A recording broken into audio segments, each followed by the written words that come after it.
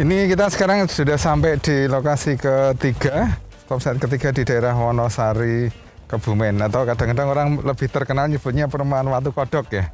Ya, betul. Ini ada singkapan yang sangat bagus, ya, kelas dunia lah begitu ya. World class. World class outcrop, jadi bisa kita pakai untuk memberi penjelasan pada adik-adik semuanya. Ya, kalau lihat dari stratigrafinya, kita punya tumpukan yang cukup tebal, terus lateralnya juga wow, ya, dengan berbagai batuan yang bisa kita lihat, beddingnya tidak terganggu, walaupun nanti di ujung sana terganggu oleh struktur, tapi di sini kita lihat tidak terganggu. Menarik sekali untuk belajar mengenai dinamika sedimentasi dan stratigrafi, terutama formasi halang bagian yang halus ininya, fragmen. Jadi menarik.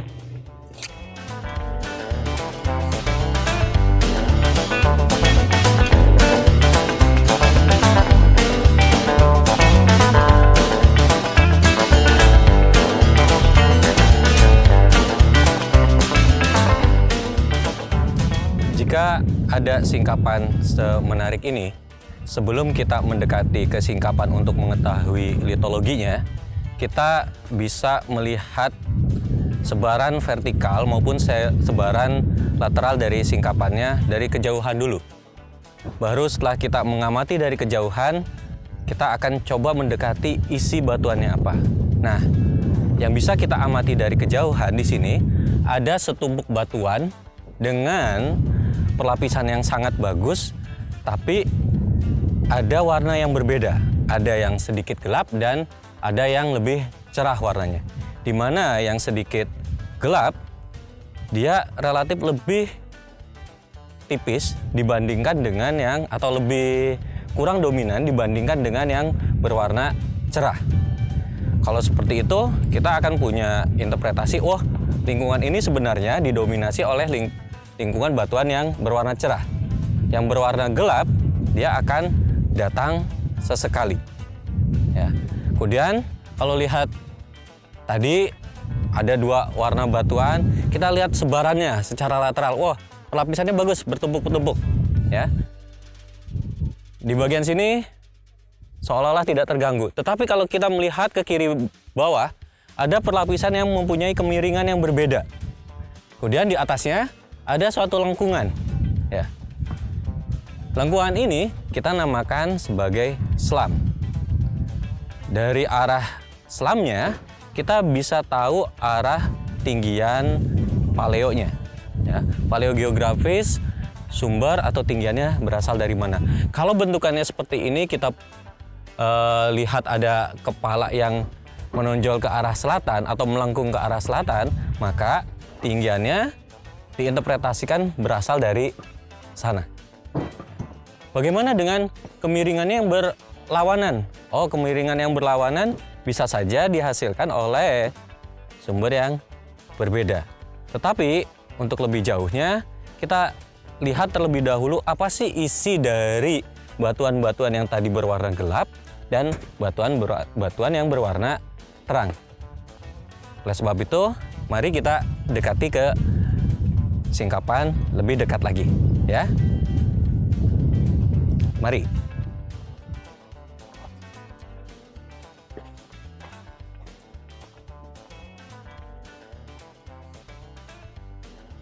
Formasi halang sudah banyak diteliti oleh para peneliti. Kesimpulan mereka kebanyakan menunjukkan bahwa formasi halang diendapkan di laut dalam dengan lingkungan pengendapan berupa kipas laut dalam. Di singkapan ini, kita juga punya formasi halang dengan dominasi butiran penyusunnya berukuran halus. Apakah sama antara para peneliti terdahulu yang meneliti halang di berbagai tempat dengan singkapan yang ada di sini? Nanti kita lihat bagaimana. Nah, kalau lingkungan laut dalam, ya, proses-proses yang mengendapkannya akan seperti ini. Ada proses rockfall, creep, slide, slam, debris flow, dan lain-lain, ya, sampai di bagian sini dengan produk-produk depositnya berupa olistolit untuk rockfall, kemudian creep deposit untuk yang creep, slide seperti ini. Jadi ketika sedimennya relatif dia kompaksi, pada saat dia bergerak dia berupa bongkah-bongkahan yang terlepas, atau slump ya, sedimen yang masih plastis sudah agak terkompaksi bergerak, dia akan menunjukkan struktur-struktur slump, atau debris flow yang seperti ini, yang nantinya biasanya ketika kita punya debris sampai dengan turbidity current, kita akan punya endapan-endapan turbidite.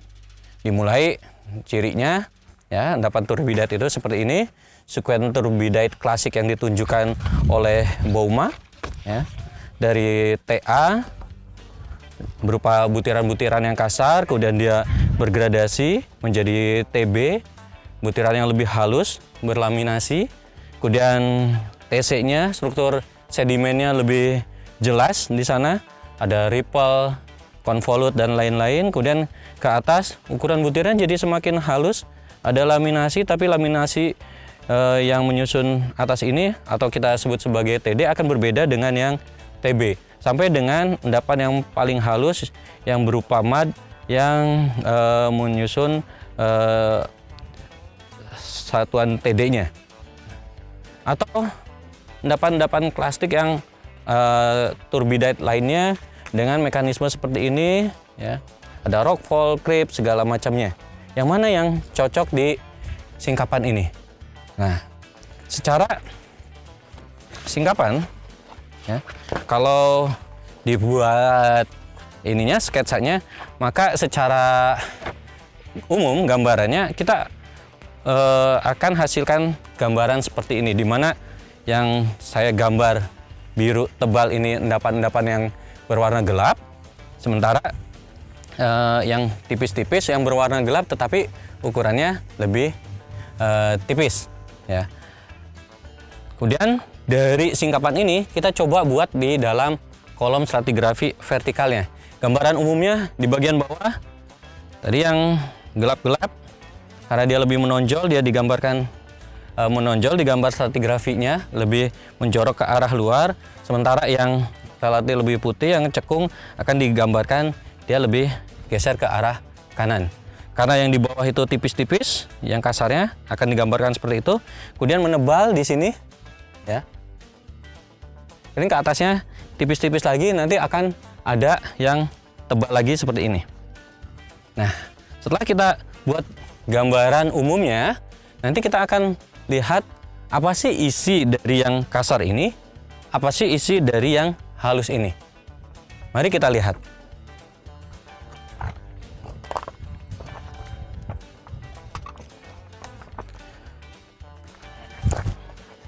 Kita lihat ini saja yang paling mudah ya. Ini gambaran yang lebih kasar, sementara ini yang lebih halus.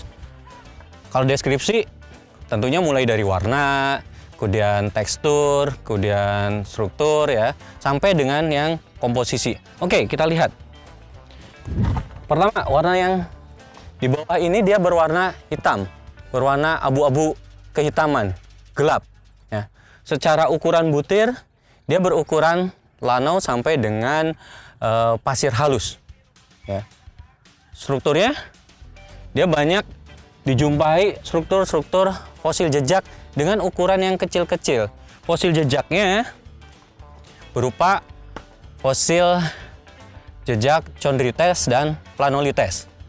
Ke arah atas butirannya berwarna lebih cerah ya, berukuran lebih cerah. Kadang kalau dilihat di lapisan lain dia berubah warna menjadi agak kemerahan. Ukuran butirnya masih relatif seragam. Dia berwarna kemerahan, kemudian ke atasnya dia berwarna menjadi abu-abu cerah. Ukuran butirnya lebih halus ya. Di yang ukuran butir lebih halus ini ya, kita akan jumpai juga fosil jejaknya, tetapi fosil jejaknya sedikit berbeda dibandingkan dengan yang di bagian bawah. Di bagian bawah tadi ada chondrites, planolites, ukurannya relatif lebih kecil, sementara yang di besar di yang atasnya kita akan jumpai planolites yang berukuran lebih besar. Bagaimana dengan komposisi keduanya? Baik batuan yang di bagian bawah yang hitam ataupun yang abu-abu kegelapan.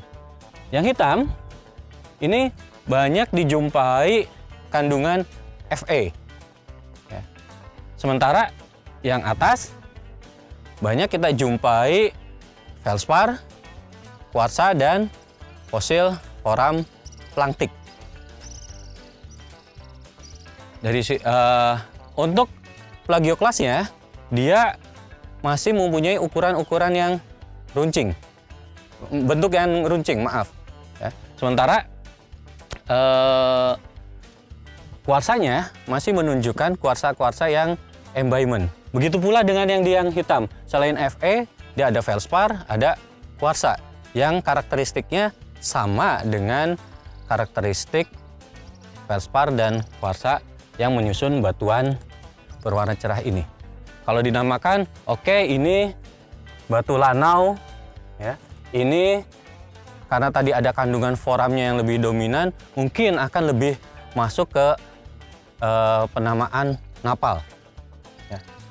Dilihat dari warna, tekstur, struktur, kemungkinan besar lingkungan pengendapan yang mengendapkan batu lanau ini berada di lingkungan yang tenang, reduktif, dan kemungkinan dia berada di laut dangkal atau di daerah transisi, di mana ketika dia surut, singkapan ini akan terekspos, kemudian mengalami oksidasi. Ya. Akibatnya dia akan berwarna merah karena ada oksidasinya. Setelah itu, yang atas ternyata dia menunjukkan lingkungan yang semakin dalam, bahkan mungkin berada di bawah zona gelombang, dicirikan dengan planktiknya yang semakin ke atas semakin bertambah, fosil jejaknya yang semakin besar dan semakin berlimpah. Nah, kalau kita lihat lagi, berarti di sini fosil jejak ada Planolites. Di sini fosil jejaknya Planolites juga, tapi lebih besar-besar. Di sini ada yang Chondrites. Ini menunjukkan lingkungan reduktif. Kemudian warna merah di sini menunjukkan bahwa setelah pengendapan batu lanau ini ada beberapa kali ekspos ke permukaan, akibatnya Fe-nya akan berikatan dengan oksigen, teroksidasi membentuk warna merah. Setelah itu ini berulang di atas, ternyata batuan ini mengalami slumping. Akibatnya akan terbentuk struktur slam. Nah, kalau dengan melihat data-data ini, maka lingkungan pengendapan aslinya dari singkapan ini berada di daerah-daerah transisi. Akibat gangguan pada lingkungan asalnya, ya, yang berupa mungkin mempunyai lereng yang relatif terjal, maka sedimen-sedimen yang ada di sini mengalami slumping. Akibatnya kita akan lihat singkapan-singkapan yang karakternya karakter transisi, tetapi dia punya struktur slumping di sini. Dari arah slumpingnya, dia mempunyai tinggian yang berasal dari utara. Ya. Itu saja untuk singkapan yang ada di sini dan paleogeografinya. Nanti singkapan ini akan terpotong oleh sesar. Untuk sesar akan dijelaskan oleh Pak Salahuddin Hussein.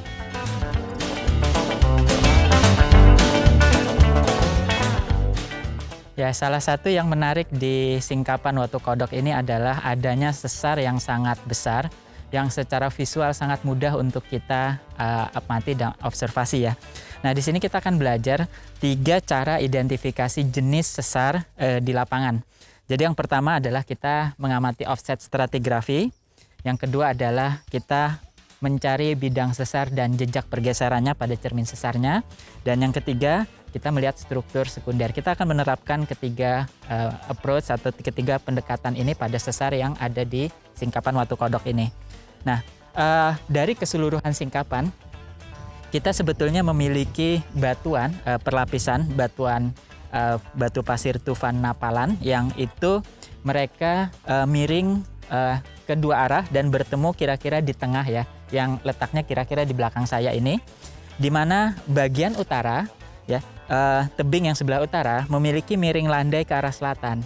Sebaliknya, tebing selatan itu memiliki perlapisan yang miring landai ke arah utara. Di satu tempat di bagian tengah begitu ya, kira-kira di belakang saya ini, tebing yang di sebelah selatan itu kemudian menunjam tajam ya, masuk ke bawah secara vertikal ya. Kita bisa lihat di belakang saya, di sebelah kiri saya ya, di mana lapisannya itu vertikal. Itu adalah bagian ujung dari perlapisan yang menyusun tebing selatan singkapan Watu Kodok ini. Sementara di sebelah kanan saya ya, di belakang sini, kita lihat lapisannya dia masih relatif horizontal. Itu merupakan bagian ujung dari penyusun tebing utara ya. Jadi mereka bertemu kira-kira di sini. Dan kalau kita amati ya, berdasarkan offset stratigrafi, jadi kriteria pertama, maka kita bisa lihat bahwa perlapisan yang harusnya menerus itu terputus dan lapisan yang menyusun tebing selatan itu kemudian menunjam ke bawah, sehingga dari offset atau pergeseran yang ada kita bisa menafsirkan adanya sesar yang memotong perlapisan tersebut ya, sehingga lapisan yang ada di tebing selatan itu kemudian menunjam ke bawah. Nah, jenis patahan apa kira-kira yang menyebabkan ini mampu menunjam ke bawah? Nah, kita lompat ke yang ketiga dulu, yaitu struktur sekunder. Lapisan yang melengkung akibat adanya patahan itu kita sebut sebagai struktur drag fault atau lipatan seret ya. Jadi dia terseret oleh adanya pergeseran suatu patahan sehingga perlapisan yang ada di sekitarnya melengkung ya, membentuk satu lipatan. Nah, kalau kita lihat lipatan seperti ini hanya bisa dibentuk oleh oleh bidang patahan di sebelahnya yang bergerak turun, sehingga kemudian ya tebing yang di selatan ini terseret turun ke bawah, sehingga ini bisa kita simpulkan ya, sesar yang ada di belakang saya ini ya, yang bisa kalian lihat di belakang dari papan ini adalah sesar dengan kinematika pergeseran normal atau turun.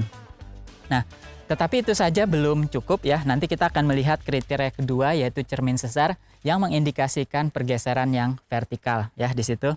Nah, kalau kita lihat secara 3 dimensi, tentunya untuk memasukkan perlapisan yang cukup tebal, jadi perlapisan yang vertikal ini ya kurang lebih memiliki ketebalan sekitar 6 meter, itu tentu membutuhkan satu space yang terbuka ya. Jadi tentunya patahan ini dia bergerak opening, ekstensional, membuka sehingga menyediakan ruang akomodasi sehingga sehingga lipatan yang ada di tebing selatan itu bisa mengisi ruang tersebut dengan melengkung ke bawah ya secara vertikal. Nah, sehingga kita bisa sampai bahwa sesar normal kita ini ya yang menggeser menciptakan lipatan seret di tebing selatan ini merupakan sesar ekstensional, yaitu bersifat regangan ya. Nah, itu biasanya dimiliki oleh patahan geser sehingga kita bisa lihat ya kelurusan dari cermin sesar yang akan kita kunjungi setelah ini itu umumnya mengarah ke arah barat daya ya di situ, sehingga kalau kita bentuk sketsa 3 dimensi seperti ini maka kita akan punya sesar ya kurang lebih sinistral ya, di mana kemudian dia membuka bidang patahan ini menyediakan ruang sehingga lapisan-lapisan dari tebing selatan itu terseret turun mengisi ruang yang terbuka tadi ya di situ. Nah, kalau kita plotkan di dalam diagram stereonet sederhana seperti ini ya, ini adalah orientasi sesar kita yang melintasi Watu Kodok ya. Di sini ini sinistral, maka untuk bisa bergerak sinistral mereka harus diregangkan timur barat ya. Jadi sederhana saja, kita punya arah kelurusan sesar yang kurang lebih timur laut barat daya. Agar dia bergerak sinistral, maka dia harus ditarik meregang timur barat. Kenapa harus ditarik meregang? Karena dia ekstensional. Jadi kita tidak perlu menempatkan arah di mana gaya kompresinya bekerja ya di sini. Nah, tetapi di alam sebetulnya gaya kompresi itu tentu ada, dan ini bisa kita lihat hubungannya dengan struktur di karang sambung yang kita kunjungi di stasiun kedua tadi ya. Ini adalah peta geologi regional, di mana yang berwarna orange ini ya, merah muda ini adalah batuan-batuan pratersier, sementara yang berwarna hijau ini adalah batuan-batuan berumur paleogen, sementara yang berwarna coklat ini berumur neogen. Dan yang paling berwarna pink, merah muda ini adalah batuan halang di mana kita sekarang berada. Jadi formasi halang.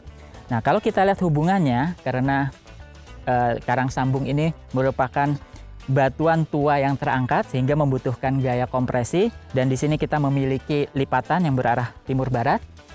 Maka tentunya untuk mengangkat batuan tua sehingga ke permukaan kita membutuhkan gaya kompresi atau gaya tekan ya. Karena lipatannya timur barat, maka gaya tersebut bekerja utara selatan ya, menekan. Dan di dalam konsep stres 3 dimensi, apabila kita memiliki tekanan utara selatan, maka escape extension ya, jadi regangan dia untuk merespon tekanan tersebut adalah berarah timur barat. Nah, itulah yang meng-create sesar bajangan di sisi selatan zona pegunungan Serayu Selatan kita ini ya, di sini. Jadi di sini kita bisa lihat bagaimana proses deformasi terakhir yang mengangkat zona Serayu Selatan itu bukan hanya menyebabkan terbentuknya antiklin karang sambung, tetapi juga adanya sesar-sesar ikutan, patahan-patahan yang mengikuti proses perlipatan. Salah satunya ada di singkapan Watu Kodok yang kita lihat saat ini. Nah, setelah ini kita akan melihat secara detail bagaimana kriteria kedua ini, yaitu cermin sesar, membantu kita mengidentifikasi jenis patahan. Mari kita lihat ke singkapannya.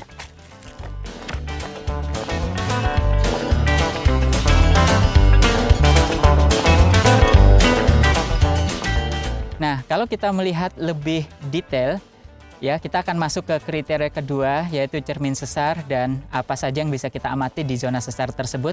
Maka di sini kita bisa melihat bagaimana lapisan yang kuning ini ya, itu terputus di sini. Ya, demikian juga lapisan yang abu-abu sini, dan kemudian ada lagi di atas, semuanya putus di sini. Dan batuan yang memutus perlapisan ini, dia tersusun oleh bongkah-bongkah. Sebagian dia intact, tapi sebagian gigi hancur. Jadi ini sudah mengalami breksiasi. Kita menyebutnya sebagai breksi sesar. Mungkin secara visual tidak mudah diamati karena komposisi yang relatif homogen ya, atau dominan napal di sini. Nah, kalau kita amati ya, bagaimana cermin sesar. Jadi cermin sesar itu adalah bidang patahan, tapi dia memiliki permukaan yang relatif halus atau silicon side akibat pergesekan antar blok patahan. Nah, itu kita amati di sini ya. Di mana pada permukaan dari cermin sesar itu memiliki komponen garis atau striasi yang mengindikasikan pergerakan yang dialami oleh permukaan cermin sesar tersebut. Jadi kalau kita amati di sini ada kesan garis-garis vertikal ya. Nah, ini bisa kita ukur ya. Kemudian kita amati bagaimana pergeseran yang terjadi untuk menentukan jenis sesar yang telah bergerak di sini. Mari kita lihat lebih detail.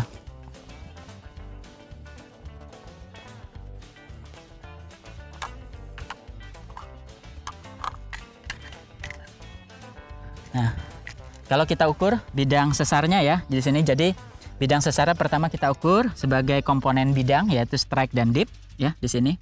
Maka kita akan punya strike 290 ya. Kemudian bidang atau dipnya bisa kita ukur langsung. Jadi tadi 290. Dan dip yang dimilikinya adalah 82 ya. Jadi relatif vertikal di sini bidang sesarnya. Kemudian kalau kita amati ya, pergeseran yang terbentuk di sini, di mana umumnya yang patah itu adalah ujung-ujung bagian atas ya di sini, mengindikasikan blok yang bergerak di sini relatif dia bergerak naik ya di sini secara relatif. Jadi kita bisa ukur ya di sini. Jadi kita langsung ukur pitch saja.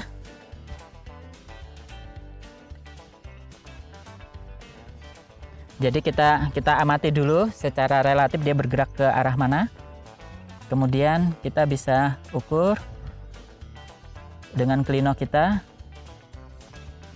ya ini dapatnya 85 derajat ya, dia bergerak ke arah barat ya. Jadi blok yang di mana saya berada sekarang ini bergerak relatif naik ya di sini terhadap bidang sesar ini, sehingga kemudian dia bergerak 85 derajat ya, arah trennya ke arah barat ya di situ.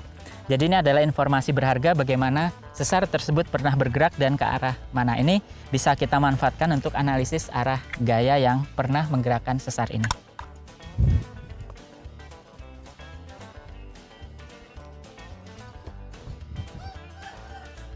Nah, apa yang kita lihat di sini adalah tebing yang sudah tersesarkan dan kita lihat batuannya ini sangat fragile, sangat gampang runtuh, sangat gampang pecah.